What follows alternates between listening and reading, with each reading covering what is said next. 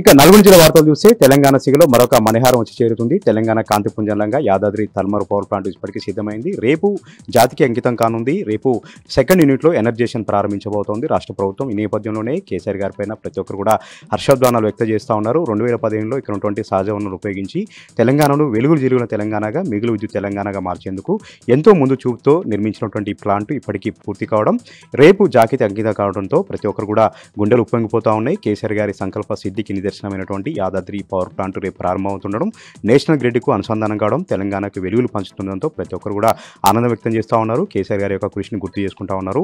ఆయన అవిరళ కృషితోనే, ఆయన అంకుటిత దీక్షతోనే ఈ ప్లాంట్ అంతా కూడా పూర్తయింది. దాదాపు 30,000 కోట్ల రూపాయలతో 4,000 మెగావాట్ల విద్యుత్ ఉత్పత్తి సామర్థ్యంతో నిర్మించారు కేసీఆర్ గారు.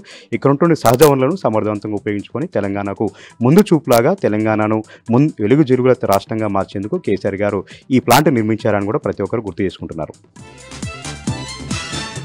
మరొక విషయానికి వస్తే నల్గొండ జిల్లా వ్యాప్తం కూడా ఈరోజు అక్రమ అరెస్టులతో అట్టుడికిపోయింది. ఎక్కడికక్కడ బీఆర్ఎస్ పార్టీ నాయకులను అరెస్ట్ చేశారు. రేపు సీఎం రేవంత్ రెడ్డి నల్గొండ జిల్లాలో పర్యటిస్తున్న నేపథ్యంలో ఎక్కడికక్కడ బీఆర్ఎస్ పార్టీ నాయకుల్ని ముందస్తు బైండ్ ఓవర్ చేసి పోలీసులు వేధింపులకు గురి చేశారు. ఈ అరెస్టు పట్ల బీఆర్ఎస్ పార్టీ నాయకులు ఎక్కడికక్కడ కూడా ఖండించడం జరిగింది. ఎక్కడికక్కడ ఆందోళనలు వ్యక్తం చేశారు.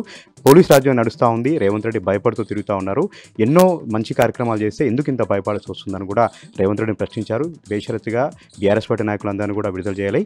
ఎన్ని నిర్బంధాలు పెట్టినా, ఎన్ని కేసులు పెట్టినా రేపు సీఎం రేవంత్ రెడ్డి పర్యటన అడ్డుకుంటామని కూడా ఎక్కడికక్కడ బీఆర్ఎస్ పార్టీ నాయకులు ఆగ్రహం వ్యక్తం చేశారు.